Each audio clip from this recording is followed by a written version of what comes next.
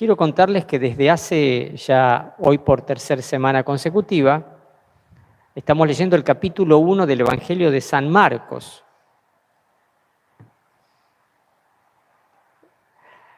El domingo que viene vamos a empezar a leer el capítulo 2, y el domingo el siguiente vamos a volver al capítulo 1, un texto que nos hemos saltado, pero ya será el tiempo de Cuaresma, un tiempo especial.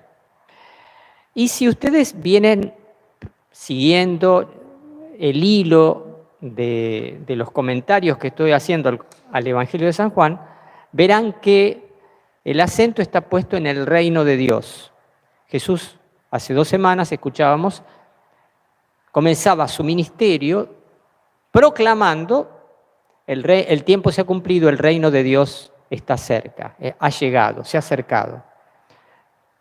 Y el reino de Dios lo definíamos no en contraposición al reino de los hombres, sino en contraposición al reino de Satanás, al que los hombres con su pecado le habían abierto la puerta. Pero que el reino de Dios se haya acercado es la gran oportunidad de salvación y de vida que viene a la humanidad de parte de Dios. Eso era el reino, el anuncio del reino.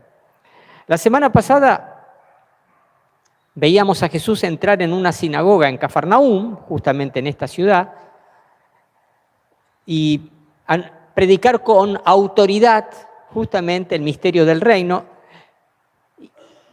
Y escuchamos el decir de la experiencia que la gente tenía.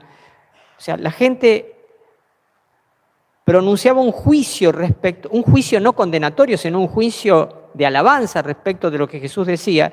Este enseña con autoridad, no como los escribas. O sea, vivía una experiencia, que lo decíamos, sentir la enseñanza de Jesús nos daba fuerza, nos empoderaba, nos despertaba el juicio crítico, nos hacía crecer, ¿se acuerdan?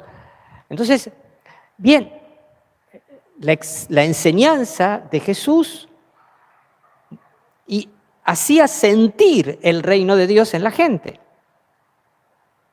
E incluso esa enseñanza que hacía sentir el reino de Dios en la gente, acuérdense, el reino de Dios que no es comida ni bebida, sino justicia, gozo y paz en el Espíritu Santo. Esa experiencia luego quedaba como ratificada en la expulsión de aquel espíritu impuro que poseía a un hombre de la sinagoga de Cafarnaúm. Así que tenemos el anuncio del reino, el reino que se manifiesta en la autoridad de Jesús para enseñar y en la autoridad sobre los espíritus malignos. Hoy vamos a ver cómo el reino de Dios se extiende, la extensión del reino de Dios, o sea, el crecimiento del reino de Dios. Y vamos a ver un crecimiento que es a la vez cuantitativo y cualitativo. Cuantitativo, que significa cantidad, y cualitativo, que significa calidad. O en la cualidad crece. Van a ver cómo crece el reino de Dios. Fíjense, primero, crecimiento cuantitativo, voy a señalar 4 puntos. Punto 1, del crecimiento cuantitativo. Miren los lugares en donde el reino de Dios se va a manifestar en este texto. Primera escena, casa de Simón y Andrés. Segunda escena, toda la ciudad. Tercera escena, predicaba por todas las ciudades. Tenés una casa, una ciudad, muchas ciudades. El reino de Dios se desparrama como el aceite que se derrama sobre un líquido sereno. Crecimiento cuantitativo. Crecimiento cuantitativo también se da en la cantidad de personas afectadas positivamente por el reino de Dios.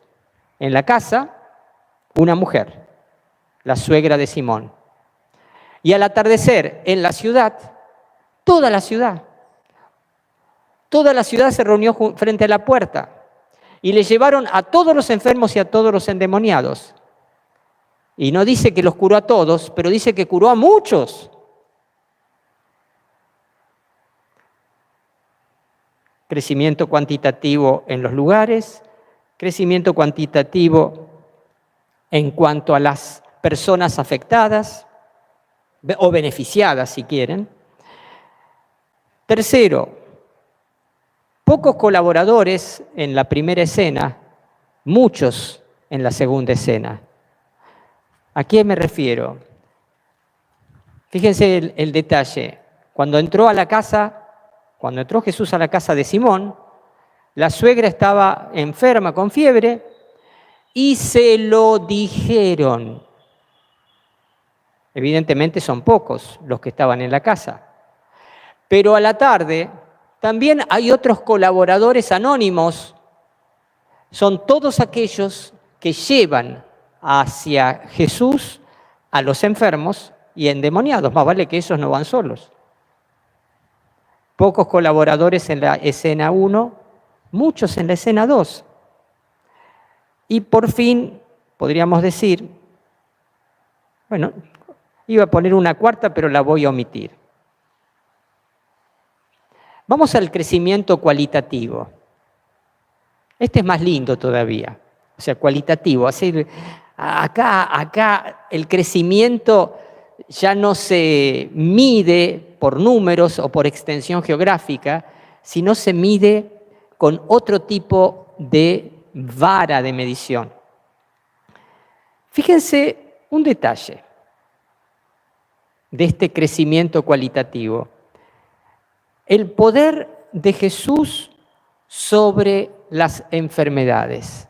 De repente hay un detalle que casi pasa desapercibido en la lectura rápida del texto, y es que Jesús esa noche curó a muchos enfermos, muchos, pero luego se habla de que esos enfermos estaban aquejados de diversas dolencias, no de algunas muy particulares y determinadas. Jesús es un hospital andante.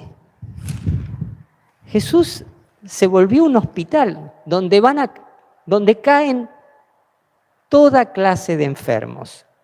Y su poder de sanación no se limita a algunas enfermedades. Bueno, les curo el dolor de cabeza, pero el cáncer no. No hay límites para su poder. Es una experiencia, fíjense, de este crecimiento en la cualidad del reino. El reino no tiene obstáculos sustanciales que puedan impedir su crecimiento cualitativo. El reino tiene una fuerza interior, el reino de Dios tiene una fuerza interior ante la cual vacilan los obstáculos más ácidos. Segundo, les hablé de los colaboradores del reino. Pero qué interesante que es esto, ¿no? Colaboradores anónimos. Voy a explicar un poquito más en el Evangelio de San Marcos, que es el que estamos leyendo. Varias veces aparecen los colaboradores anónimos del reino. Son personas que uno podría deducir, sí, puede ser este, aquel o cual. En la casa de Simón y Andrés, sí, habrá sido Simón. No creo Simón, porque o Andrés, o habrán sido los... En realidad, ese proceso de deducción nos aparta de la intención que el relato persigue, que es que cada uno de los lectores y oyentes del Evangelio puedan identificarse. Yo también soy un colaborador anónimo del Evangelio, porque yo también llevo a mis enfermos, llevo a mis hijos, llevo a mis nietos, llevo la foto del compañero de trabajo, llevo al amigo que lo mataron, o no estamos cargados de nombres, personas o historias cada vez que venimos a la Eucaristía. O no rezamos más por nuestros hijos y nietos que por nosotros mismos. O no nos preocupa más la salud y la salvación de las personas que amamos que la nuestra. Hay un momento, queridos hermanos, que nuestra salud y nuestra salvación pasan a un segundo lugar o a un tercero frente a las problemáticas que aquejan a las personas que amamos. En esto creo que Dios ha sembrado muchísimo amor, porque estos colaboradores anónimos del Evangelio han visto abrirse una ventana en el ministerio de Jesús, una ventana, una solución, una salida. Y no pierden tiempo, porque justamente el tiempo se ha cumplido. El reino de Dios ha llegado. Los colaboradores anónimos del reino no perdemos tiempo, porque sabemos que Dios siempre está disponible. Y fíjense hasta qué punto es grande la presencia y el poder de estos colaboradores anónimos del Evangelio, hasta qué punto es grande, que ni la muerte los detiene. Ni la muerte de los demás nos detiene, porque seguimos orando por quienes han partido, o no. Pero tampoco los detiene la muerte a ellos. Cuando lleguemos al cielo, por la misericordia de Dios, descubriremos, Dios nos revelará, cuántas personas, sin que nosotros lo supiéramos, han orado. E incluso post-mortem han orado. ¿O vos te crees que tu papá o tu mamá que se murieron y que rezaron por vos cuando vivían, cuando están en el cielo, dejan de rezar por vos? Se rascan la panza. ¿Qué hacen en el cielo? ¿Rascarse la panza? ¿Qué hacen? Siguen amando. Es más, siguen amando sin la angustia que muchas veces el amor nos provoca a nosotros, porque cuando amamos es inevitable que a veces nos sintamos angustiados cuando vemos en peligro a las personas que amamos. O una madre que tiene un hijo preso no está angustiada, por más que tenga que aceptar que un hijo esté preso, o enfermo, o lo que sea, sufriente. Si esto no es crecimiento cualitativo del reino de Dios, ¿qué lo es? Entonces, crecimiento cualitativo en que se manifiesta un poder diversificado de Jesús.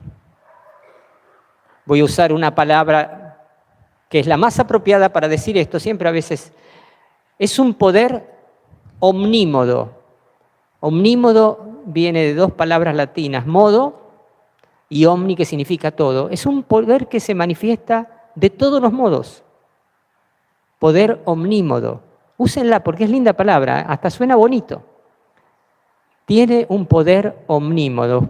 Los profes, como la química y la física, ciertas cosas tienen poder omnímodo. Segundo, colaboradores del Evangelio llenos de amor. Tercero, crecimiento cualitativo. Vamos a mirar ahora a la suegra de Simón Pedro. ¿Qué hizo cuando fue curada? Pregunto, ¿qué hizo cuando fue curada? Se puso a servirlos. ¿Saben que primero ponerse a servir, es un gesto hermoso, ¿no? A veces nosotros leemos esto desde este lugar. Y sí, bueno, recibía visitas en la casa, tenía que preparar la comida, bueno. Sí, pero el Evangelio tiene interés en mostrar que esta señora se puso a preparar la comida, ¿les parece? ¿Qué querrá mostrar el Evangelio? Uno tiene que hacerse una pregunta. ¿Qué querrá mostrar el Evangelio? ¿Qué querrá mostrarnos el Evangelio con este gesto o con esta breve alusión a que ella se puso a servirlo? Fíjense, miremos la contraria. ¿Cómo estaba ella antes? Acostada en la cama. Y podemos decir, hay una reminiscencia a un hombre, al rey Ahab, que estaba acostado en la cama con la cara mirando contra la pared, frustrado, centrado en sus propios pensamientos y en sus propias frustraciones. Era el rey Ahab, cuando Nabot no le quiso vender su viña. Esto está en Primer Libro de Reyes, capítulo 22. Uno podría decir, ella estaba de alguna manera acostada, es decir, inmóvil, pero no inmóvil solamente, inmóvil físicamente, pero recontra manejándose mentalmente. Como Job en la primera lectura, cuando me acuesto a la noche, digo, ¿cuándo llegará el amanecer? Y después durante la noche no me puedo dormir y soy presa de inquietudes y de angustias. Así que cuando llega la mañana estoy más cansado que ayer. Eso no lo decía Job, lo añado yo. ¿Nunca les pasó? Un desvelón mal. Y te das vuelta, me tengo que levantar y mañana tengo que... un desvelón desvelado. Entonces, ¿cómo estaba doña, no sé cómo se llamaría, ¿no? Vamos a ponerle la Gumersinda. ¿Cómo estaba doña Gumersinda? Y estaba inmóvil y malhumorada, centrada sobre sus problemas, sintiéndose mal, quejosa, ¿viste? Quejosa, enojona. Nadie mire a nadie en este momento. Nadie mire a nadie. ¿Viste? Además, quiero decirles que lo que tenía era fiebre. Alguna vez les enseñé que la palabra afiebrada, se dice acá, estaba piresusa, o sea, estaba pirusa. Si cabe, pirucha también. De hecho, pir, saben, pira, fuego en griego. Estaba...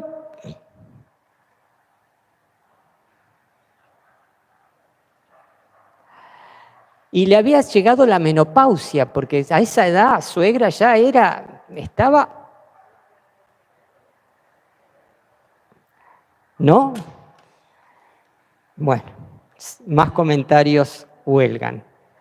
¿Y qué hizo cuando se curó? De repente se le abrieron los ojos para ver la realidad. Primero, la realidad de que el mundo no se acababa en los límites de su propio cuerpo, que había otros y que que había necesidades a las que ella podía subvenir con sus gestos, con su trabajo. O sea, de repente se le despertaron las ganas de vivir. Y vivir es servir, ayudar. Decía un viejo póster que yo lo veía mucho en mi adolescencia, hace 10, 12 años más o menos. Decía, el que no vive para servir, no sirve para vivir. Mirá el que tenés al lado, decirle, el que no vive para servir, no sirve para vivir.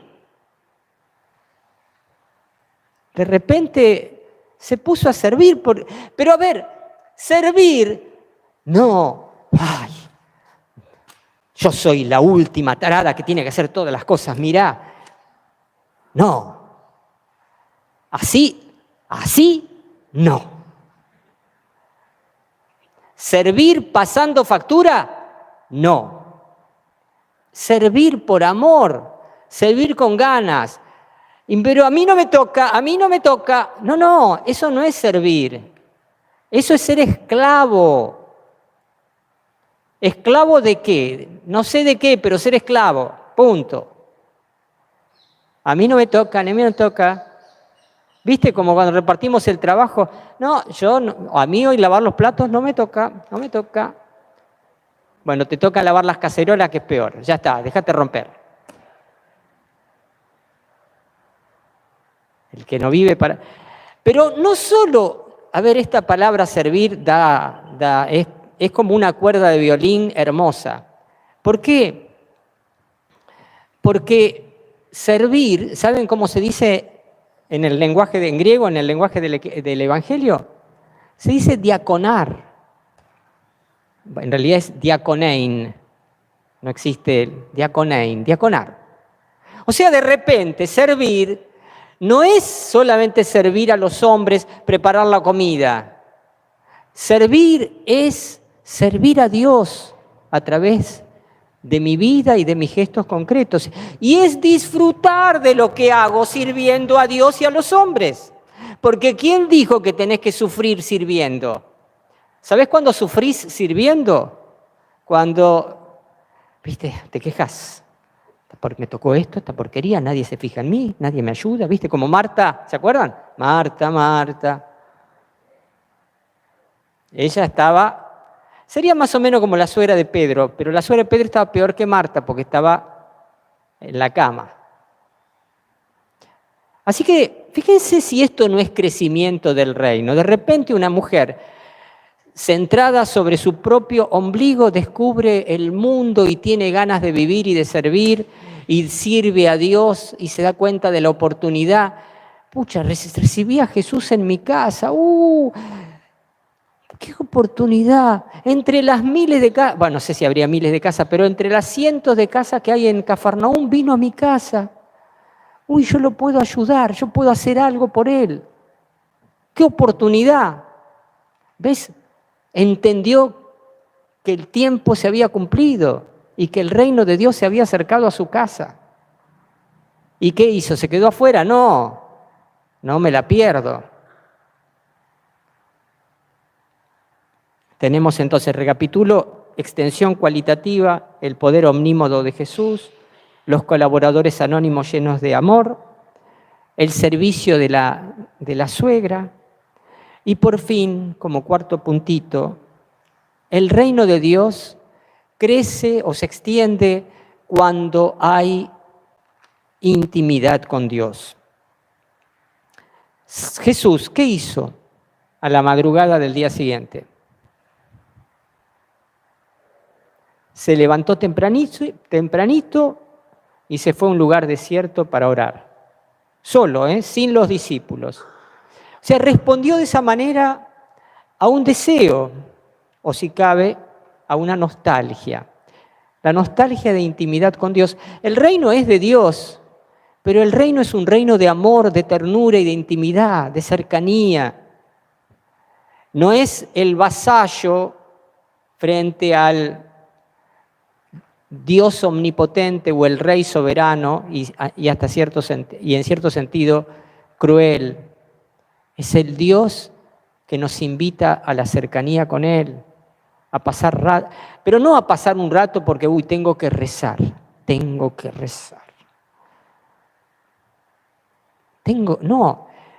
Había un librito que llegó a mis manos también cuando era adolescente, tendría 15, 16 años, había comprado mi viejo, de un sacerdote llamaba Alejandro Pronsato. Y se llamaba así el libro, Tengo ganas de rezar. El crecimiento del reino de Dios nos da ganas de rezar. ¿Se dan cuenta? ¿Cómo sé que el reino de Dios está creciendo? Entre otras cosas, porque sirvo y también porque tengo ganas de rezar. No tengo obligación de rezar. Tengo ganas. ¿Vos comés porque tenés obligación de comer? Ay, sí, yo como por obligación, porque si no. ¿Vos bebés porque tenés obligación de beber?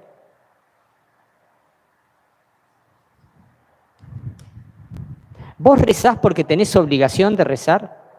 ¿Vos venís a misa porque tenés obligación de venir a misa? Uf. Si venís por obligación, bueno, tal vez el Espíritu Santo te toque acá un poco mejor que lo que te toque en otro lugar más distraído, pero mi alma, dicen varios salmos, mi alma tiene sed de Dios, ¿cuándo llegaré a ver su rostro? E incluso utiliza la metáfora del ciervo. El ciervo, se ve que los ciervos, cuando sufren la sed, braman en las zonas desérticas, así, con un quejido, ¿viste? Muy fuerte, como el ciervo brama por corrientes de agua. Así mi alma te busca. Esa nostalgia de Dios, esa sed de Dios, esa necesidad, esas ganas de estar con Dios, son propias del crecimiento en extensión, el crecimiento cualitativo del reino de Dios. Recapitulo, el reino de Dios crece cuantitativamente y crece también cualitativamente.